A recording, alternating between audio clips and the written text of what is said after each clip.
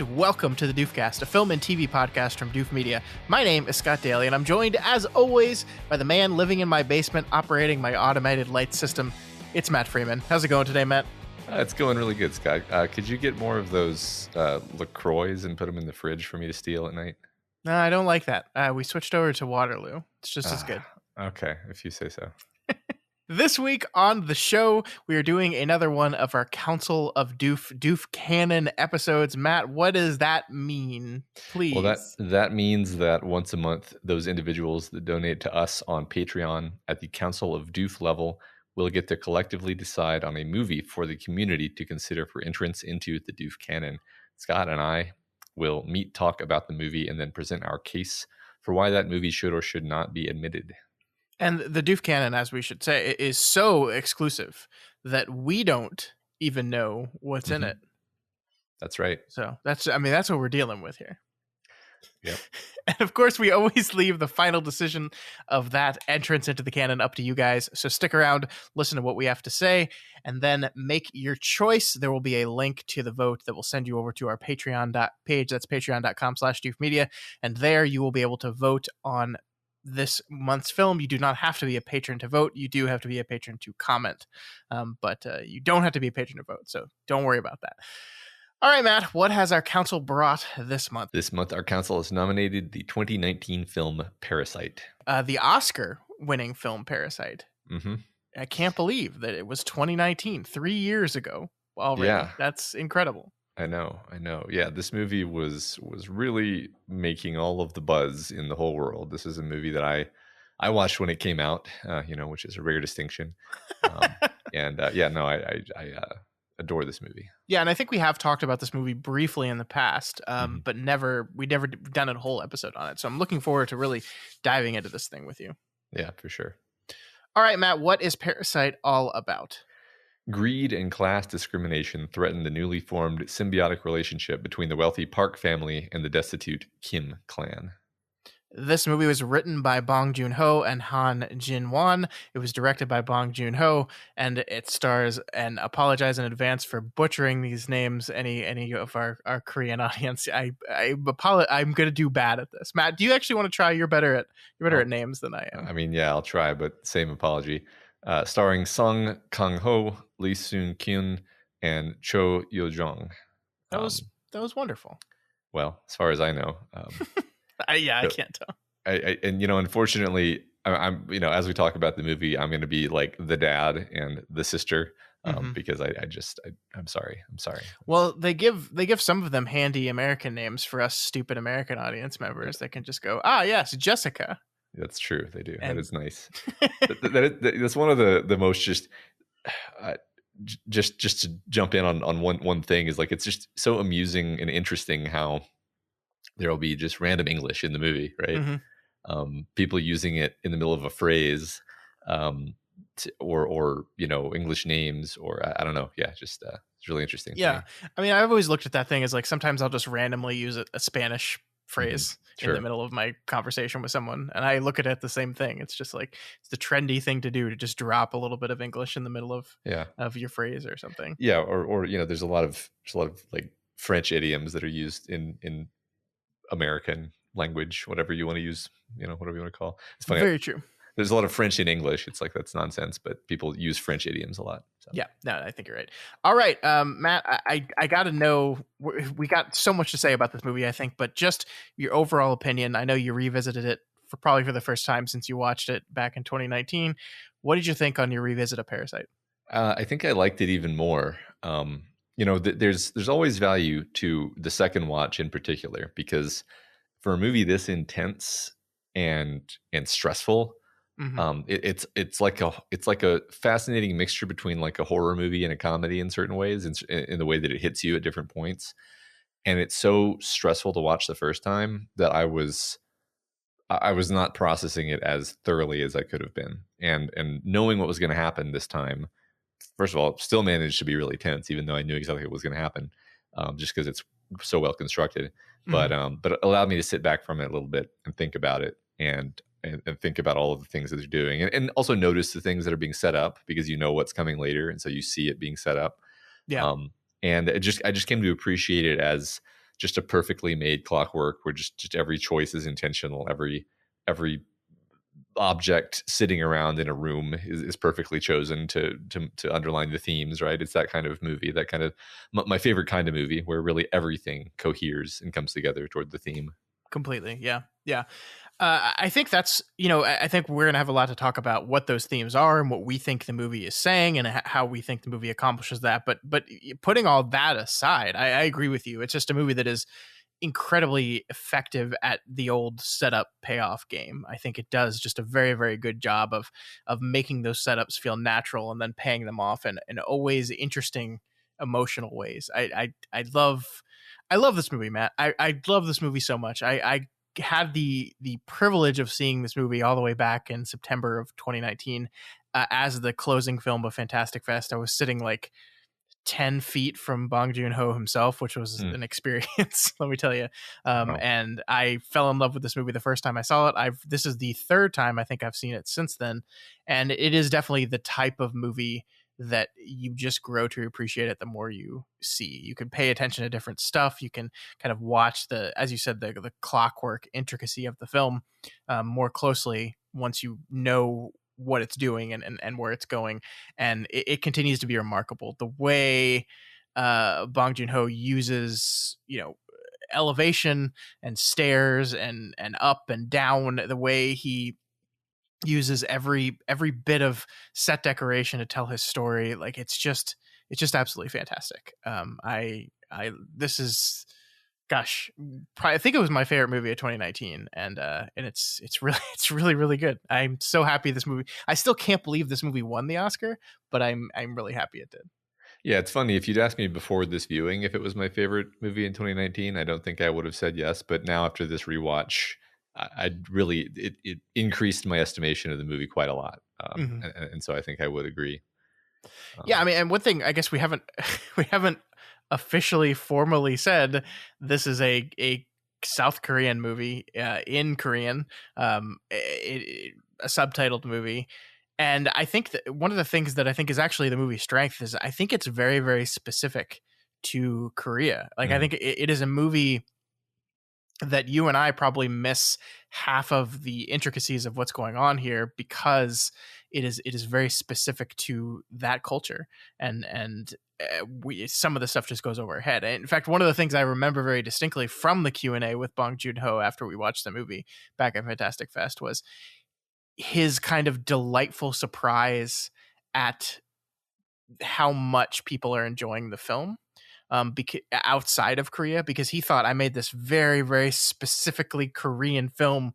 I like I had no idea how this thing's going to play outside my country, and he was kind of delighted that it was speaking to people. And I think it's one of those cases, and we've talked about this before, but doing this kind of ultra specificity actually in a weird way makes your film more relatable to the general public, because like people take that specificity and then they mirror it or apply it to their own life and their own experiences. And even if we're missing a lot of the kind of clever uh Korean like in jokes, in jokes is the wrong phrase, but like things that like a person living in Korea that knows South Korean culture would just know exactly what he's doing there. We're missing some of that, surely, but still the movie just functions, yeah, and so it doesn't matter. it's because the characters are very, very human and well Hmm. grounded in things that we understand very clearly. So even if we're missing some cultural context about like what is a scholar's rock exactly, it's like, Hmm. okay, well, we understand the dad, we understand the son, we understand from their reactions what this means to them.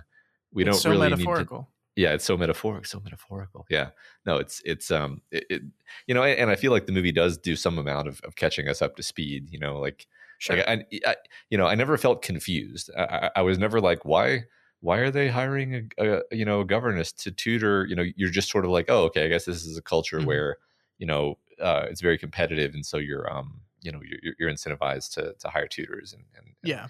Well, I um, mean, one of the biggest examples of this from my research was the ramdon noodles that are made at the request of the wife. When they're suddenly coming home and they give her calls, they have 8 minutes away. put the water on now and make me some ramdon noodles.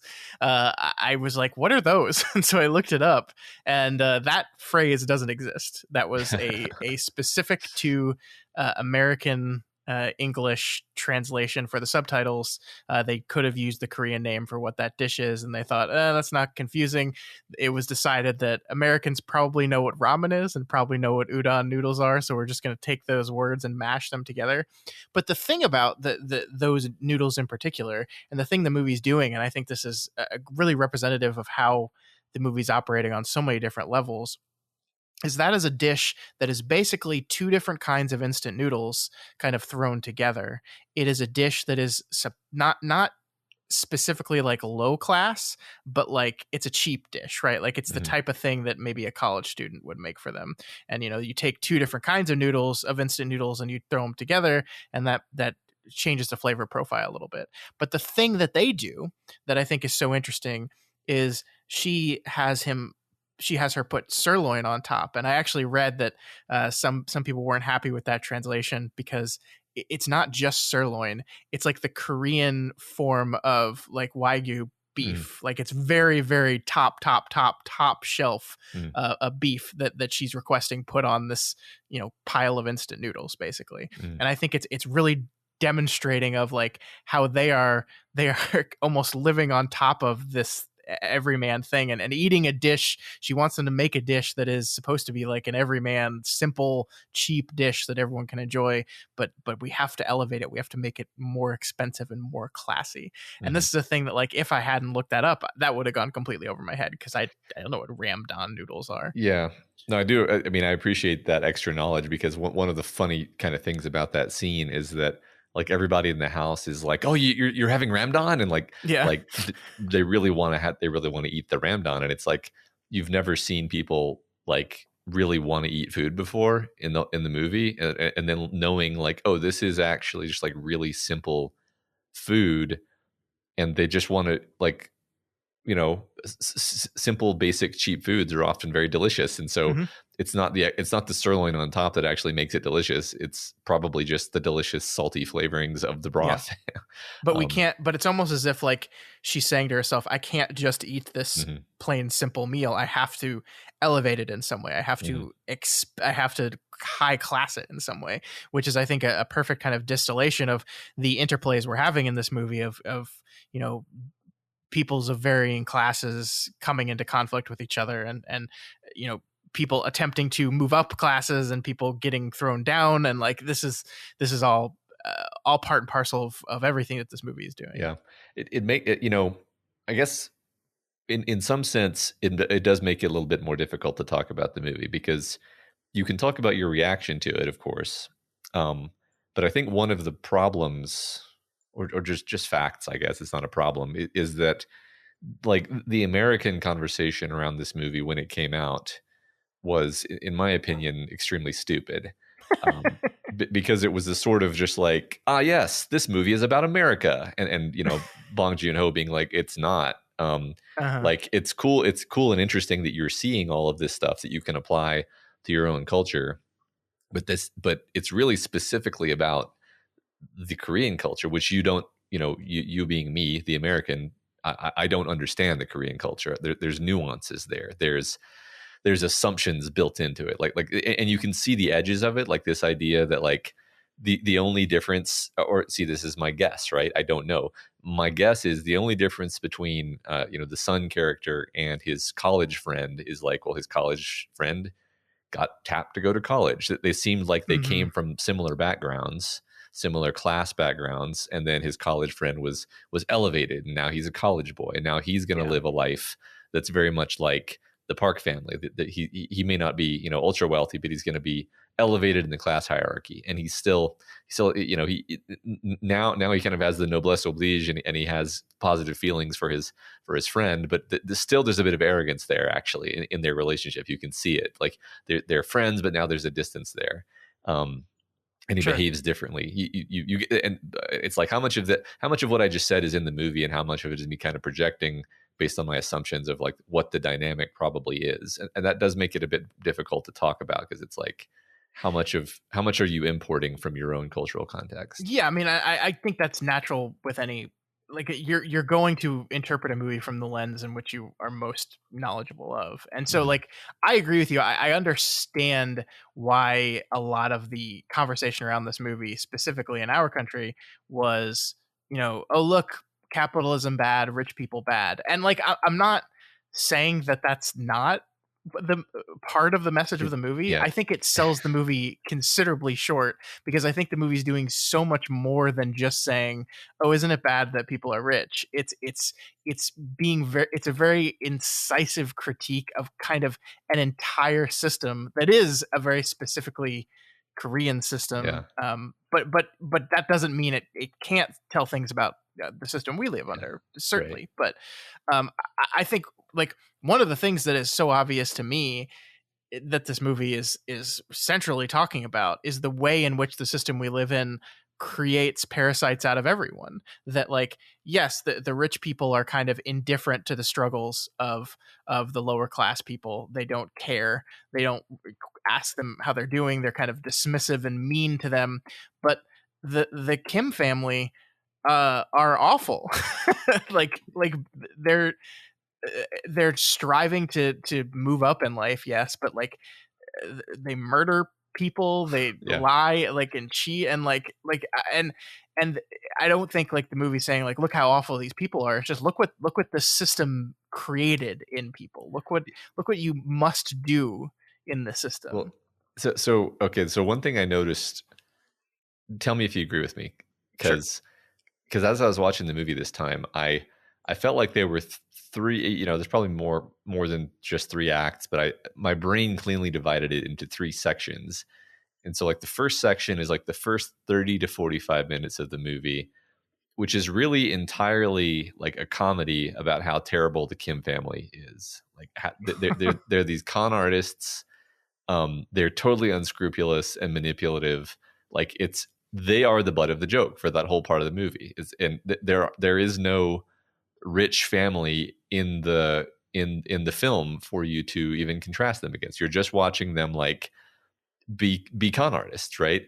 And then eventually they meet uh the middle section of the movie is them conning the Park family, or yeah, the Park family, and then that's kind of the fun and games section, and then it segues from that. I guess maybe there's four. So there's the fun and game section where the con is happening, and that's also comedy though. So I kind of blend those together where it's like it's so funny. Like a lot of the jokes are like, oh man, they're pulling it over on her so hard, and like Yes. stuff like watching the daughter's kind of transformation from it's like a normal person into like this very like cold like artist persona, Yeah. and Yeah. all this great stuff. It's very funny, and then it transfers pretty much at the point when the rich family goes off for their camping trip. It becomes like a thriller, and then thriller segues eventually into like straight up horror movie by the end. um Yeah. and I don't know, for some reason like the fact that it starts out as a comedy and ends up as a bloody nightmare was really salient to me this time. Yeah. I mean, I think I mostly agree with that. I think the thing that it was so effective for me is that first part of the movie when they're kind of getting in to the Park family and like kind of conning them into getting them all jobs. There's this real sense of satisfaction, I think, from the Mhm. audience. You're absolutely right. Like they're pulling one over on this idiot. Oh look, they're finally getting ahead. Look at like it's kind of demonstrating that the difference between them and anyone else that could get this job is nothing. It's just a fake piece of paper that they don't actually care about. It's like showing that how like the system has trapped them, and like we feel good that they're getting one over on these people, and like we're vindicated in those good feelings. And then yeah, the parks go away, and the thing that is introduced to us is the former maid that they've gotten fired and the former driver that they've gotten fired, right? And I love that.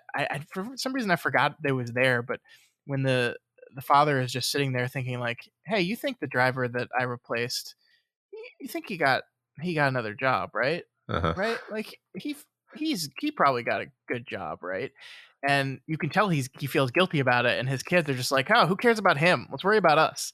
And we just watch as like they, were the people at the bottom of the totem pole, and they've worked their way up to about the middle, let's say, and they are just entirely like they're pulling the ladder up behind them. They don't Mhm. care. And I mean, we literally see that in where they find a class of person below them living in the basement of this rich people house, and their first instinct is to get them the fuck out of there, to Mhm. like not help them, not be kind, Yeah. but just to say Call the fuck you police. guys. Yeah. Yeah, I'm gonna call the cops. You're getting out of here. And I think that's just great shift in the movie, because I think up until that point, I was kind of on their side. I was like, yeah, fuck these rich people. Get your money. Like the thing that's funny is they are conning them, but they're also doing those jobs. Like Right. they conned them to get the jobs, but they're doing the work. I mean, the Mhm. only exception to that might be the art tutor, who is just bullshitting all this art stuff. But maybe Uh-huh. she is helping the kid. I don't know.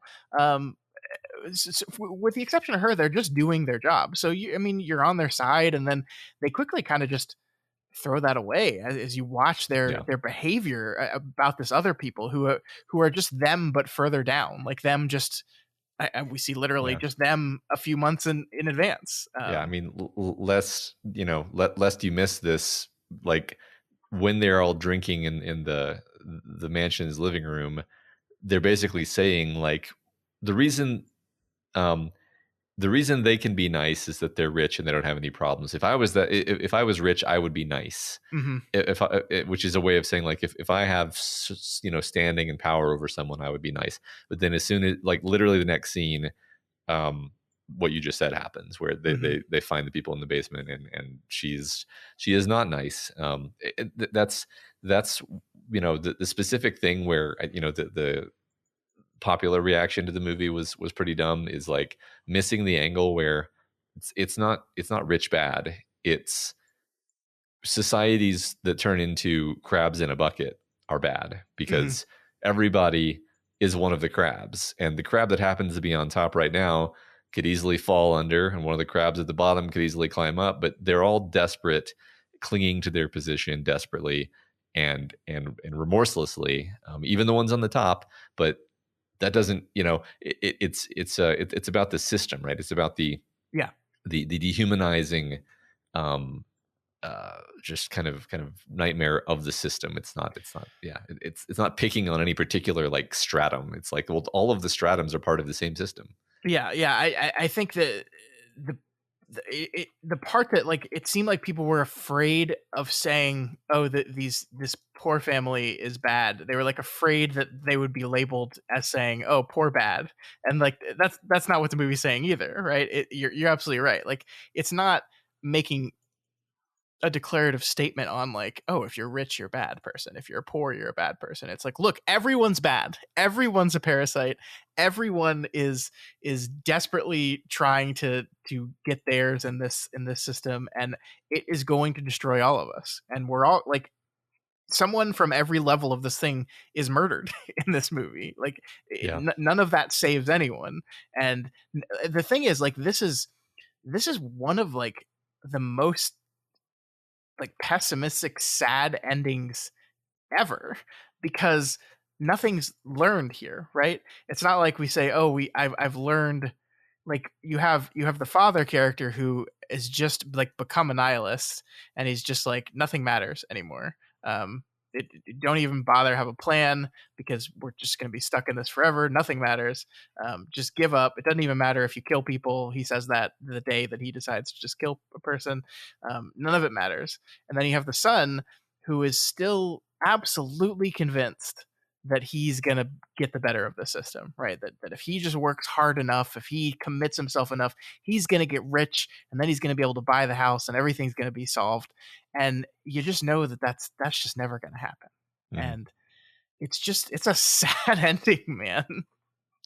Yeah, it's interesting. I think when I saw the movie the first time, I was like caught up in it enough to think that like maybe that would actually happen. But I Mm, definitely, standing back from it's like, well, this is actually the trap of the system. The yeah. system Hmm. is designed in a way where everybody is pitted against each other in this race dynamic to think like I have to be the winner. If I'm not, like, I can't even seriously consider the idea that I'm going to be living in like a basement apartment for the rest of my life. That's un uh, that's beyond the pale. So Mhm. no, I'm definitely going to get out of here. I'm definitely gonna buy the mansion someday. And I mean, it's having the son and the father characters to compare and juxtapose is fascinating. I think the father character is so interesting. There's so many minor touches that I just love, like when the fumigation truck comes by, and the family is like, oh, let's close the windows so that the toxic bug spray doesn't get in here while we're eating. And he's like, no, no, leave it open, we'll get free fumigation. And they're like, really? Okay. And then the gas comes in, and they're all just, I mean, it's a fascinating moment. This is one of my favorite things about this movie, is the tension between the comedy and the horror of it, because Uh-huh. they're all coughing just outrageously in a way that is funny. You're like, the gas comes in, it could be in a Steve Martin movie like The Jerk or something. The way the gas comes in and everybody starts coughing, it's funny. I think it's supposed to be funny. I'm pretty sure Yeah. it's supposed to be funny. But then Yes. you have the dad like grimly sitting there not reacting and just eating. And this is like a kind of a through line with his personality, is he's so broken down that he's like, he doesn't react to it. He doesn't react to any of this because this is how he expects his life to be. He's accepted it. He's accepted that this is his life. Yeah, Um, yeah. He and like we get. I love the way the movie kind of teaches us about who he is as a person, mhm, because like we get these little bits and hints like about like he was probably a version of his son where he's like, I'm gonna beat the system. I have all these ideas and I'm gonna implement these ideas. Like he had a bake shop and he had like 100 different things that have all failed. Like everything he's tried to do have failed him.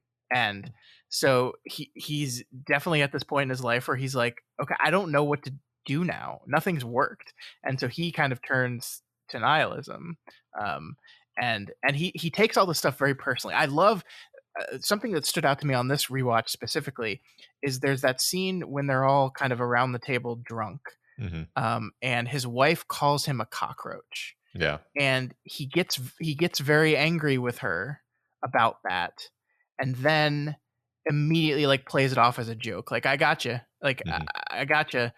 And I don't know why, but I didn't think much about that the first time I watched it, and this time I am utterly convinced that he was not joking, that Mhm. he was really furious at her, that Yeah. she like insulted his ability to provide, she insulted his who he is fundamentally as a human being, and he was ready to lash out physically at her. And I think that is kind of a beautiful setup for him finally losing it and just stabbing Mr. Park in the Yeah. chest. That's kind of establishing that he is a guy that's kind of a loose candle. And if you um, is that the loose candle? That's not Loose the cannon. expression. Loose cannon. Thank you. I was like, that's not right. He's gonna fly off the handle and Yeah. and do something physically bad. And that scene, that is a perfect example of this kind of tottering back and forth between horror and comedy, because Mhm. that scene, like in that moment you're like, Jesus dude, like he obviously like is very very very very sensitive about all this stuff, and Yeah. he's just not going to take anything from anyone. Right. It's an interesting type of character because he tries to be very stoic and to brush these things off and to act like they don't bother him. But like Hmm. that moment happens, and then shortly after that, when they're hiding under the table, maybe like an hour later, really, in terms of the movie, Yeah. um, or the world of the movie. I mean, and the husband and wife are talking about the smell, and he usually has this very like locked down, serious, just like passive stoic expression, but you can just see like the crushing shame come over him as he has to listen to this, not just listen to these people talk about how he stinks, but his family is right there listening to them say this about him, and he can't do anything about it. Yeah. And then he Hmm. has to literally crawl across the floor like a cockroach to leave, right? Yep. Hmm. It's all so and then the whole next day he just, like, you can tell he's in a real dark place. But yeah, Yeah, no, he's it's broken. fantastic. Yeah, yeah. He's broken, and then he has to go back to work, and the guy dresses him in an Indian headdress and says, you know, you have to do this now. This is part of your job. Suddenly, you're a driver, but we've decided this is part of your job. And like, I love the reaction that Park has to his kind of indignant, because he's like, "We're paying you extra for this," Hmm. and it's like it's just this is the system has created this thing where we're giving you money for it, so you shouldn't be offended because I'm giving you a lot of money. So why would you be offended even if I'm actually being a complete jerk to you? Hmm. It's wonderful. And like, man, there's so much in this movie. This is why I love this movie, because we could talk about one little thing for the rest of this movie and not even come close to scratching the surface. But like, one of the things I noticed on this rewatch as well was the way the Kim family has kind of internalized their valuelessness by Hmm. society. So like, I think one of the ways the movie demonstrates this very early is you have them all sitting there. They're in their basement apartment, which is perfect because, again, this movie uses levels and verticality very expertly to demonstrate class and growth and these kind of things.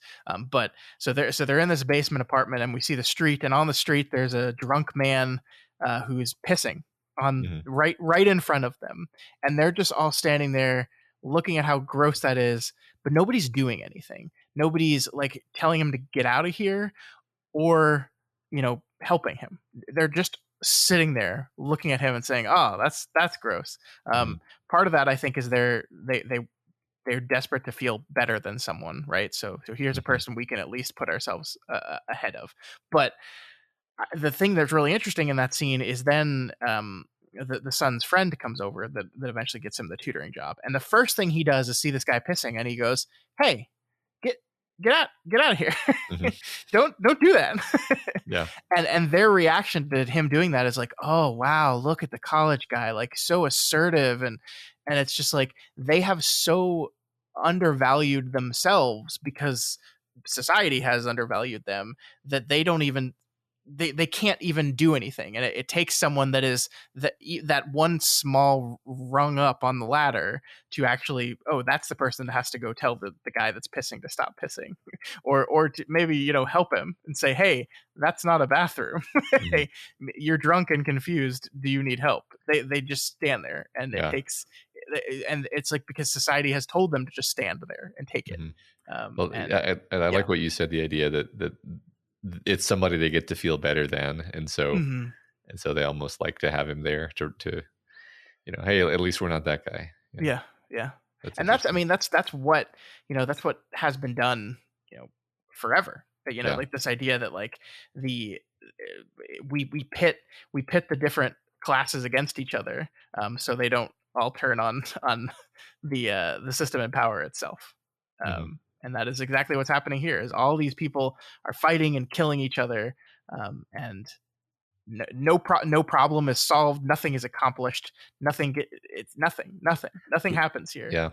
One thing I noticed on this viewing that I definitely don't think I noticed on the last one is the importance of networks and family and personal ties, because um, I feel like the American version of a story like this would be very individualistic, and this Hmm. movie is not that. The Kim family are extremely egalitarian amongst themselves, right? Yeah, That's what's interesting. Like the first thing that happens in the movie is his friend comes by and gives him like a hand up, right? Like very generous act of being like, hey, he's kind of a dick about it. Honestly, he's kind of like superior and smug about it, but he's like, yeah, hey, you can be this girl's tutor. It's an opportunity for you. yeah, And then which is a night, like, again, he is sort of asserting his like superiority, but he's also giving the guy a hand through like a tie of personal liking. And then the family, they all pull each other into the service of the Park family through, again, through this like personal devotion. and then of course the Park family, they have their own personal devotion amongst themselves, which is complicated. But it's interesting how that was an idea, and then of course the couple in the basement, you have the husband, and then actually his like devoted wife who has been hiding him and sneaking him food for I forget exactly, is it years? Yeah, I think they said 4 years and Yeah. like 3 months or something. So you've got all of these, it's not every person for themselves. It's like every little unit, every little family unit for themselves. Hmm. I thought that was really interesting. Yeah, definitely. I think it is. It is really interesting that like the first thing they do when this opportunity strikes is how can we get the rest of us the same opportunity? Mhm. And I mean, you could argue it's just to maximize the amount of money we're getting from this thing, but I think it's just to help each other out. Yeah. There is never a scene in this movie where we have any of our four characters like comparing the amount of money they're each getting paid and like talking about how much more they're contributing. Like the closest we get to that is they're excitingly eating at the cafeteria, and the father says, eat as much as you want, and the mother's response to that is, yeah, they paid for it. That's Mhm. like the closest we get to that happening. But like it's just kind of assumed that they're all in on this together and they're all going to help each other. Yeah. Which is, I don't know what to say about it other than just it's an interesting way of doing this sort of story, and I guess that's one of the things that makes it about Korean society and not American society. Not that American families don't have loyalty, but I just feel like it's a Yeah, I specific don't thing think they were saying about we their want to culture. make a blanket statement that like no American family would ever like help out their family, because that's obviously not true. But I think just the framing of it, the way Yeah. that the movie frames it, and the way the movie shows and demonstrates those particular interactions is very different from. You're right. Like if you took the same story and made it in America by American filmmakers, I think that would look very, very different. Yeah, and it's not about three, strata. It's about three specific families, which Hmm. is which is yeah, it's interesting. Yeah. There's yeah, I love that. This is random. I just wanted to remark on like my favorite like juxtaposition crosscut Sure. is when the old housekeeper has her concussion, and it's like the brief period of time when she's conscious and she's vomiting in the toilet because she has a concussion, and that's one of the things that can happen. Hmm. And there's like an immediate cross cut with the daughter of the Kim family in their basement apartment, and the toilet in that apartment is just spewing up like black sewage water. Yeah. And it's just this like it, very metaphorical, is what it is. It's very metaphorical. Yeah, I mean, like, look, that toilet is elevated in their apartment, right? Yeah, That's the yeah. this great demonstration of like you are below The the toilet. toilet. Yeah, yeah. No, um, that's think about that, right? That's a specific visual detail that they really didn't have to do, right? right. But it's like, yeah, no, it literally is saying you guys are below the toilet. That's Hmm. perfect. It's Yeah, genius. I love it. yeah, and I mean, I think we do have to at least say that like while this movie is not like rich bad, I do think the final act of the film very much sets its sight on the Park family Hmm. and not the ways, and they're like, I think it's really interesting that they're not like actively like evil, right? Like Hmm. none of them kill anyone, like I guess directly. Right.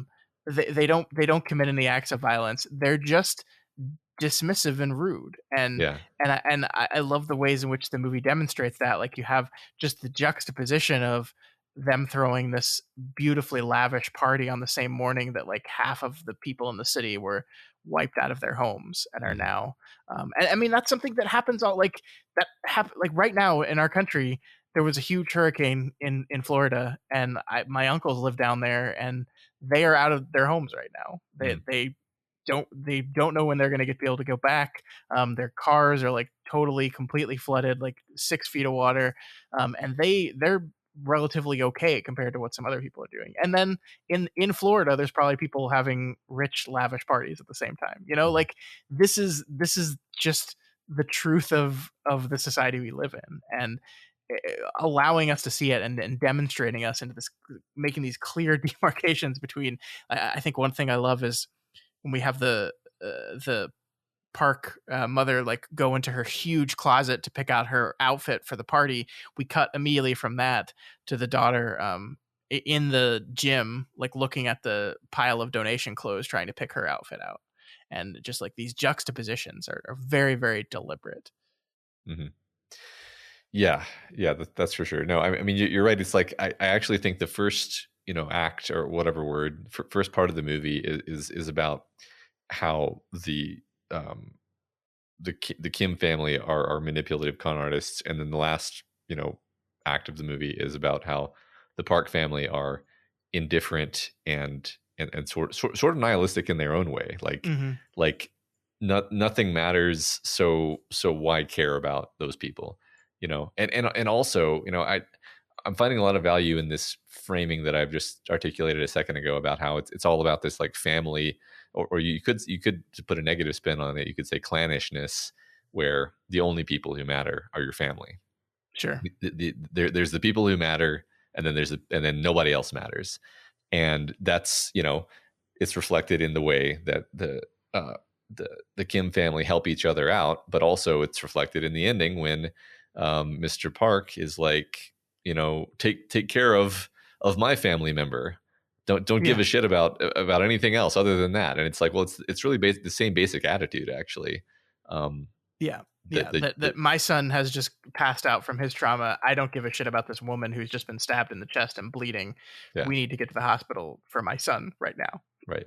And that's all I care about. Yeah, I think that is interesting. I never thought of it that way, because there is this refrain that I kind of wanted to ask you about throughout the movie of Kim and Park and him saying like like almost towing the line of challenging him on if he actually loves his wife, you Hmm. know? Yeah, Like where he's like, yeah, of course you'll do that. You'll do what you need to because you love her, right? hmm. And I didn't quite know where to put that in the overall message of the movie, but I like this idea of a certain kind of family tribalism that says, I've got mine, I'm protecting mine, and screw everyone else. Yeah, that was interesting. I also don't know exactly what to do with that, because is it that he doesn't think that he does love his wife, or does he? I mean, I think that the implication to me is that he doesn't really like her all that much. Like Mhm. I think, like he says, oh, the first time he says it is because you love her, and then the guy starts saying, yeah, well, I mean, I guess that's what you'd call it. Yeah, He's not yeah, like really gung ho. Um, yeah. I think, yeah, yeah. Just objectively, it seems like she's his hot young trophy wife, mhm, who he doesn't really have a personal like bond with. It's just like, oh, cool. I have a hot wife who can run my household for me while yeah, I go do rich guy things. And I guess the part that I don't know what to do with, like you said, is what is um, Park. No, sorry, Kim. What is Kim feeling about this? Like, what is his? Is he is he resentful of the guy for having like a beautiful wife but not appreciating her? Is he resentful of the guy for just not taking like not thinking of his family as being important when he obviously thinks of his own family as being important? Like I don't know where to put that either. I agree. I find it to be it's one of the few things where I just didn't quite know what to do with it. yeah. I mean, I guess I'll ask the question: how like we think family is really important to Kim, um, because we kind of see the family like group up and help each other. But like, I guess the question I have is it like is to him his family more reflective of his failure, and like perhaps he wants like you want I mean you always want your kids to like be more successful than you, right? Like that's the goal. Hmm. And like he's like his kind of family is kind of a constant reminder to him of the ways in which he's failed, and his wife definitely doesn't let him forget that for sure. um I don't know, like because I think you're right. I think what it is he looks at Park as kind of this is the ultimate goal for everyone, right? Like we all want to be this person. this is what we want to get to. And he's seeing this person, and like I think seeing his flaws is something he doesn't handle very well. Hmm. Because like Mm, seeing these like I think it goes into that thing you're talking about, like if we were rich we'd be happy and nice to mm, everyone and everything would be great, and we see this guy and, oh yeah, but you really love your wife, right? And he's like, well, it's like, how could you not, like how could yeah, you not have love for a person when you don't have to worry about money or anything, like. right. And I think it might be part of that. I'm not Y- 100% sure. Yeah, it's like he can't forgive him for having achieved the dream and still not being happy. It's Hmm. like you've given the lie to the everything that I've always thought was important and the way that I thought the world worked. And Yeah. okay, so I think a big part of it is like I can justify my behavior because everything sucks for me. But if I look at you and I see you're also behaving badly and nothing sucks for you, then that means that that my behavior is just because of who I am. Yeah. It's not because of my situation, it's just because of who I am. And that is intolerable to him, I think. And that's, I mean, I think that's why he stabs the guy ultimately. Yeah. I mean, I think It's, I think you're right. I mean, I think he just he just can't, like he can't put up with the system anymore. Like he mhm, can't, like this watching the guy like pick up this corpse basically that's just been stabbed through the chest, with a shish kebab, and like in that moment like be grossed out by a smell. I mean, obviously like the idea of smell is really key to a lot of what this movie is doing, and I think it kind of serves as a metaphorical marker of your status, right, your class. Like mhm, it's a thing that you can never escape, no matter how many times they shower, no matter how many different soaps they use.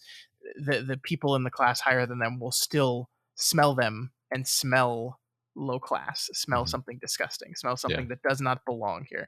I love, by the way, we were talking about this before we started recording, but one of the moments where they smell Kim and are grossed out by it, the Mrs. Park is in her car like with her shoes off and feet like up in the air in the car, and like I'm like, maybe it's your stanky feet, lady. Maybe it's not. I mean, it is, like the thing is, in that particular scene, they spent the night in a gym and haven't showered, so like Yeah. they probably do smell, but like They're, there's yeah. extenuating circumstances Th- for that. and they're covered in like sewage water too. Yeah, So yeah.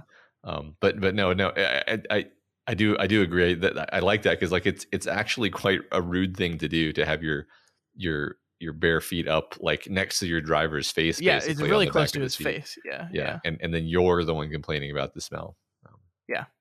Man, I dated a girl once, and her feet were stinky, and she would put them up. She would, in the car, she would put them up on the Uh, dash right next to the wow, AC valve, and so the stankiness would get that's circulated through the car. wow, that's a choice to make. I That's hope I hope she's not listening to this. I'd feel a little that's bit bad about that's a that. test. Well, you didn't say your name, so That's true. um, yeah, you mentioned class there. We said the word class a few times. I think it's interesting because that's one of those words that I think does me that it does more harm than good to my understanding of the movie because um apparently class is a thing and Yes. and like the way we were raised I'm speaking for you because I think you were raised similarly to me. Like class was just not a thing that we were aware of. But there are cultures where class is extremely obvious. Like apparently English people have like all of these class markers that they're aware of. There's like the way there's literally the accents. There's what flowers you plant in your yard. Just there's all this stuff where it's like you can tell somebody's class even if there aren't any actual displays of wealth happening. Yeah. And as an American, it's funny because Americans like to sort of imagine that we don't have class, but we also do. But It's we just just not have as formalized. Yeah. We it's not as still formalized stratify. and we're like not allowed to talk about it and we're weird about that stuff Sure. because that's just our history. But then Korea is a whole different country, and the movie gives the impression that class is a lot less of a permanent thing, where like maybe if you did get rich you could elevate yourself in class. Maybe if you could go to college you could elevate yourself in class. But then also there's the idea of the son being like, do I fit in here? Um, Yeah. and, See, I and think that's just part of the grift. mhm, I don't think you actually can. mhm, And again, I'm not speaking from any real experience of how the Korean society works. I don't know. But I just feel like that's part of the whole thing is this idea that, oh, you can go to college, then you'll get a good job, and then you'll be welcomed. This will be your lifestyle. This will be your life. And I just don't think that's true.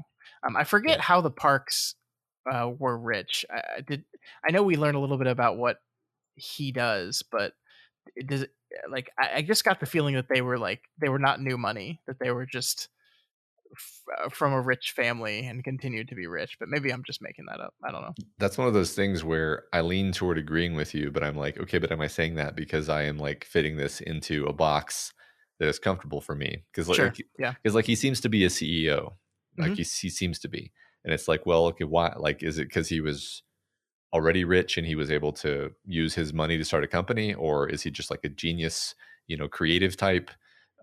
We have no idea actually. Uh, Yeah, and I think that's a really interesting choice, right? Because like they could have attempted the movie could have attempted to show like how him or his company had specifically wronged these people, right? mhm, And then it becomes a much more specific kind of vendetta against, people in a higher class than you. But that's not what the movie does. yeah, He's just broadly a rich guy, and yeah, I think that's key to the movie is that these are three different families living under the same society, but they they represent I think they represent their strata as well, mhm. broadly. Yeah, it seems like it. It's fascinating though to talk about this because as we go, I stumble across stuff where I'm like, well, wait, is that actually textually in the movie, or is this an inference that I'm making where I'm applying lenses from my own background? Because um, go ahead, yeah, no, I just think the answer to that is always going to be yeah, yes to yeah, both. right, yeah, yes to both, yeah. No, I mean, I care about this because I was like super annoyed at the way I think that just like the collective conversation about any cultural topic only ever rises to like the level of a 15-year-old's intellect. Because like it's just impossible to communicate about nuance and complicated things, and Yeah. especially when there's like an emotional layer to it.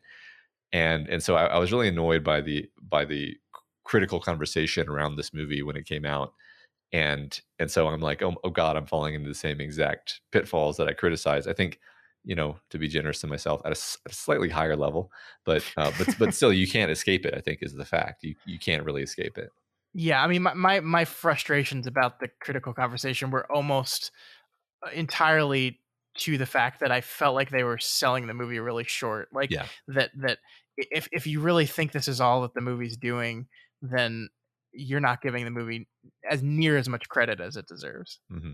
Yeah, I And agree. because I think it's doing something so much more complicated than just a simple, oh, isn't capitalism bad and aren't the rich awful? Like I just think it's so much more than that. It's so much like it's better than that. Yeah. That's a relatively simple critique that like anyone would be like, not anyone, but most people these days would be like, yeah, hell yeah, that's bad, let's fix it. It's doing so much more than that, and I wanted to Yeah. see the movie get the credit for that, and I felt like all the conversations were kind of ignoring that. And I do think part of it was a general fear amongst the critical population of like, look at how shitty these poor people were. Yeah.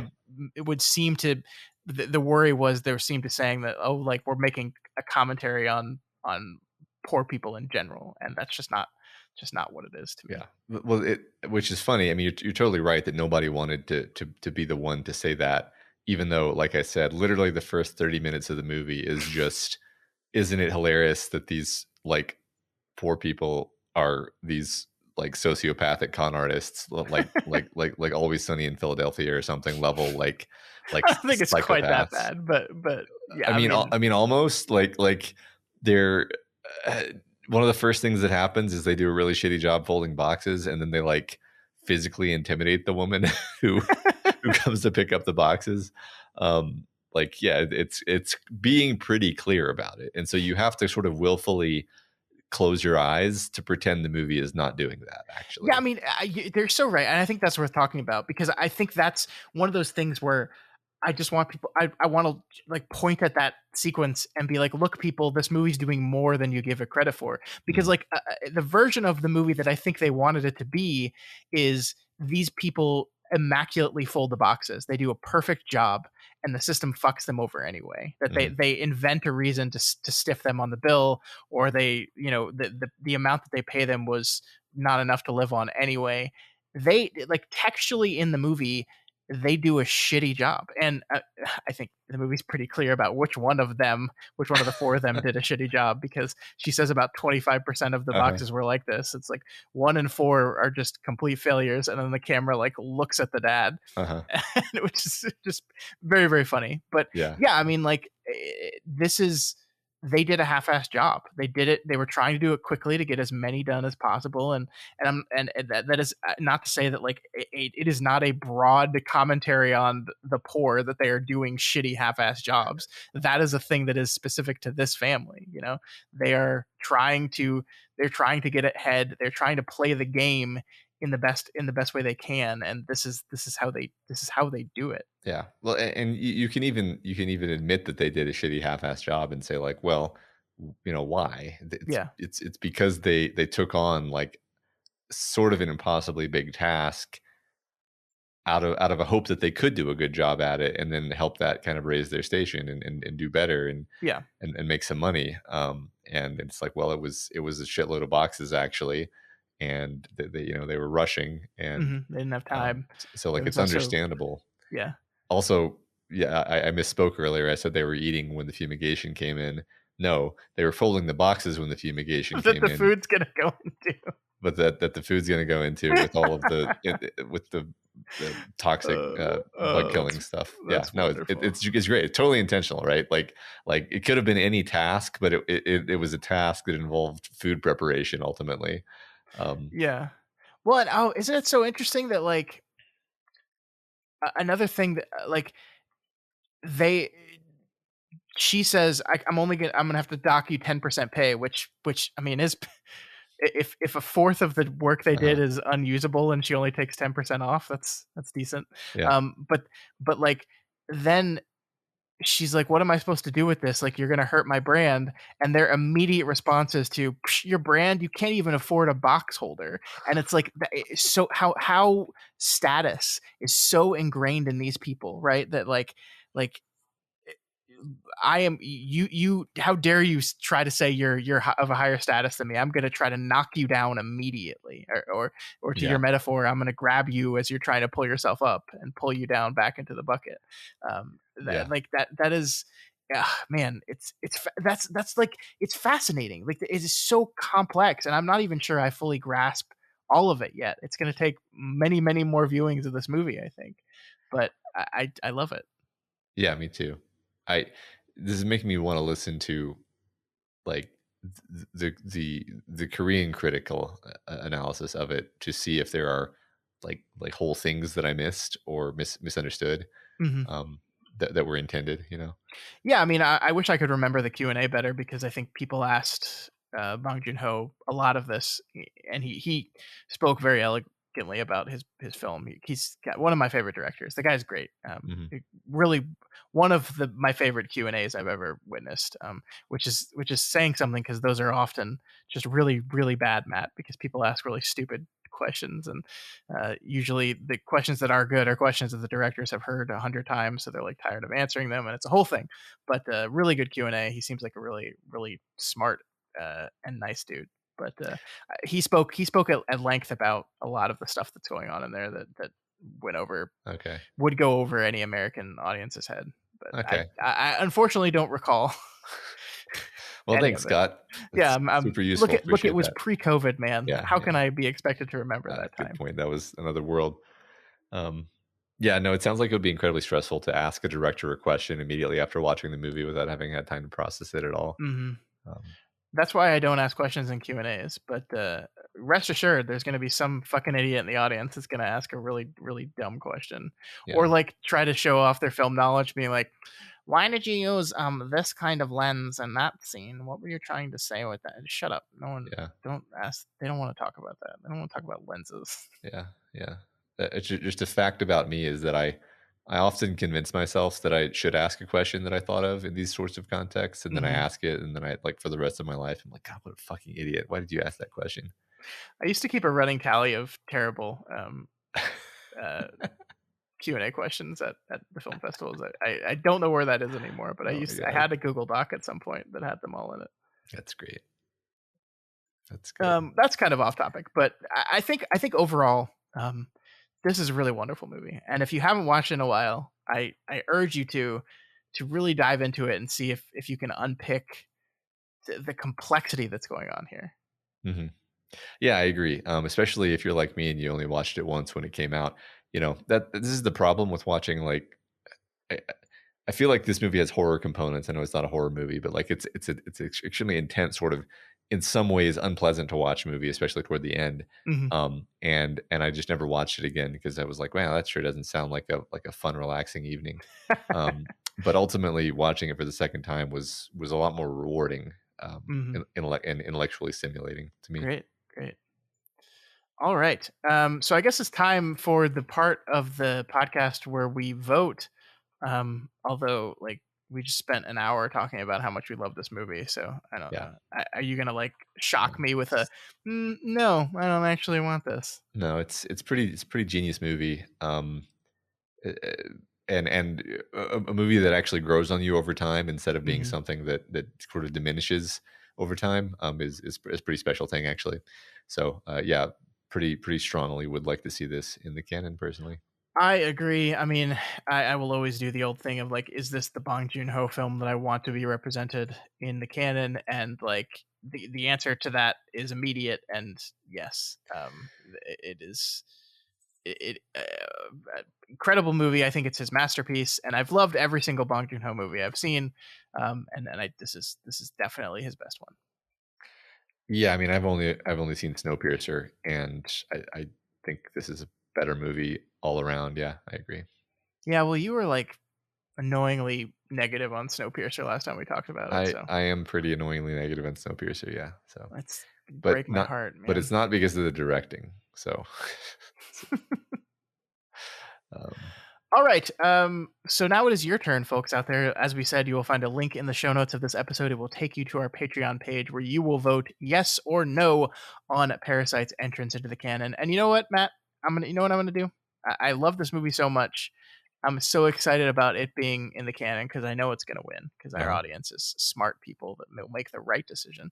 yes, Um, I'm gonna pledge that by this time next month, I will have a completed list of everything that's in the canon. I will make it. I'm gonna do it finally. I'm gonna have it. It's happening. I'm It's so finally proud of you, happening. Scott. I know. It's thank you, Bong Joon Ho, for inspiring me to do my job that I haven't done for 2 years. That's really amazing, Scott. It's harder. It's going to be harder than quitting smoking for you, but Uh-huh. I mean, it's gonna be very difficult. I'm gonna have to probably fold those pizza boxes a few times to get it yeah, right. But I think I can do it. I think I can do it. I We'll see in I a know you month where I'm gonna can. be like, uh-oh. If you don't, then you go in the basement. So Okay, that's fair. I will communicate via Morse code. perfect. Which which movies are in the canon? All right, Matt. We didn't really have a second topic for this show. For those that don't know, our format is usually we have our main topic and then we talk about whatever else is on our mind in the world of entertainment. And we don't have a lot. We talked about Rings of Power and House of the Dragon last week.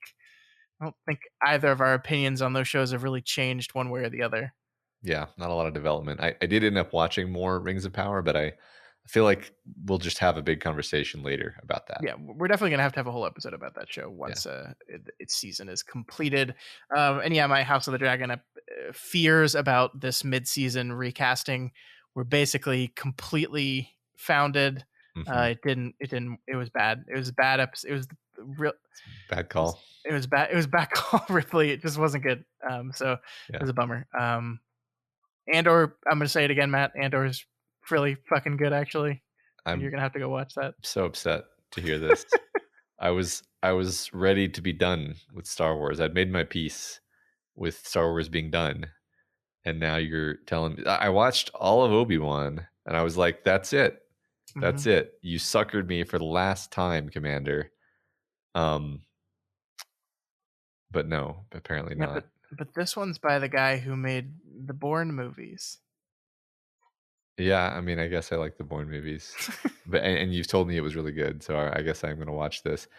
Is this something my kids are going to enjoy at all? Because one thing I found consistently, my kids have like negative interest in Star Wars now. My kids are like, ew, no, like they actively dislike Star Wars now. So this will be just me. Yeah, this is a Star Wars thing for adults, okay. And I don't mean that in like because I don't mean that like by like it's got violence in it, which it does, but I mean it in like the themes and the type of show it is, and the enjoyment that you'll get out of it is not really for children. I mean, maybe teenagers, but not your children. No. Yep. Okay. Good to know. Yep. All right. So I think we're just gonna call it a week. Yeah. What do you think about that? Nothing happened this week. The end. It's not true at all. Nothing happened to us, and therefore nothing happened. Well, nothing happened to us in the entertainment space. Yeah. That's true. That is very true. All right. So that is going to do it for us this week. If you have any opinions on Parasite, please let us know them. Make sure that you vote. Go to patreon.com/doofmedia and vote yes or no. And if you are a patron, please leave a comment as to why you voted yes or no. If you're not a patron and you want to leave a comment, but Patreon doesn't let us do that for some stupid reason, you can email that comment to us at doofmedia@gmail.com. You can reach out to us on Twitter @doofmedia, or you can find the episode in our subreddit, r/doofmedia. You'll find a link to the thread for this episode, and you can leave your comment there. But please do. We like to know why you guys are voting yes or no. We just talked about why we were voting yes for an hour, so you can give us 3 sentences, right? Yeah. Come on. Come on, you slacker. Yeah, slacker. Fold the pizza box. Fold the pizza box. Comment in the post. If you're not already subscribed to the Doofcast, please do that. Then you'll never miss another episode, and you'll easily find out whether this show made it into the canon as soon as we know that information. Yeah, and you'll a month from now find out everything that's in the canon, all of them. 100% sure. Yeah, I'm going to do that. And you will be able to find that canon list once it's done over at our website, doofmedia.com, which is where you can find all of our other shows, including Kingslingers, our Stephen King podcast, and our monthly book club, which actually is going to meet tomorrow or today, as you're listening to this, on the 30th of September at 9:30 p.m. We are going to be talking about the first book in what is the trilogy called? The First Law, right? The first book in the First Law trilogy, called The Blade Itself by Joe Abercrombie. We're going to be meeting on the 30th at 9:30 p.m. Over on YouTube to talk about that. So you can head over to youtube.com/doofmedia and check that. If you miss it, the VOD will be there for you to listen to it in the future too. So you should do that, because I think we're going to have a lot of fun things to say about that book. Right, Matt? I agree. That is going to be a fun conversation. Yep. I'm looking forward to that one. Yeah. Also, please consider rating and reviewing the Doofcast on Apple Podcasts, because every review really does help us get more exposure and introduces new people to the content that we make here. All right, folks, that is it for us this week. Next week, we will be back with Ridley Scott, and we will be discussing his first movie with Denzel Washington. I think first and only, actually. I don't think Ridley Scott was with Denzel again. Yeah, that sounds right to me. We're going to be talking about Ridley Scott's American Gangster. We'll see you next week.